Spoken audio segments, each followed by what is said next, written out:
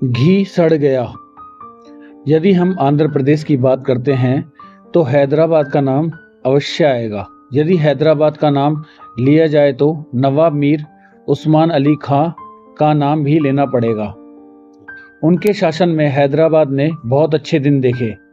उस्मानिया विश्वविद्यालय, high court, पुस्तकालय आदि अनेक भव्य भवन उन्होंने बनवाए। हैदराबाद में एक सागर भी बनवाया जो कि निज़ाम सागर के नाम से जाना जाता है। निज़ाम साहब अपने निजी जीवन में बेहद कंजूस थे। कोई भी छोटा सा खर्च करने से पहले घंटों हिसाब लगाते। उनके वस्त्र जब तक तार तार ना हो जाते वे रफू करा के काम चलाते। कहते हैं कि वह उस समय संसार के सबसे अधिक पैसे वालों में एक थे। सोना, चांदी, हीरे जवाहरात, रुपए पैसे का अमूल्य भंडार था, किंतु कंजूसी का भी अंत न था।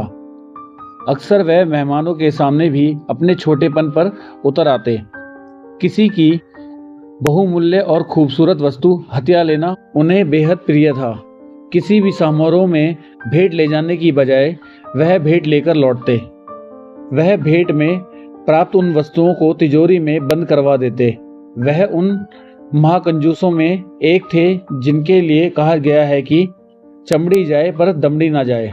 एक दिन दतिया के महाराज उनसे मिलने आए। निज़ाम ने बातों ही बातों में जान लिया कि दतिया में शुद्ध घी बहुत अच्छा मिलता है। बस अब क्या था, उसी समय हुक्म हुआ, हमारे लिए शुद्ध घी अवश्य भिजवाएं। दतिया के महाराज भला कैसे इनकार करते। शीघ्र ही घी से भरे कनस्तर निज़ाम के दरवाजे पर थे। घी को गोदाम में बंद करवा दिया गया। निज़ाम ने ना तो स्वयं खाया और ना ही किसी को खाने दिया।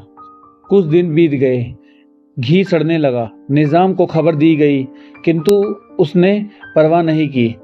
जब वह बदबू असहनीय हो गई तो वजीर ने पुनः फरियाद की, किंतु निज़ाम ने जीवन में कभी भी हार नहीं मानी थी।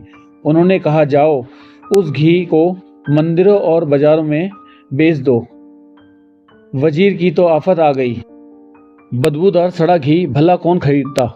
उसने सोचा कि यदि घी ना बिका तो निज़ाम भड़क जाएगा।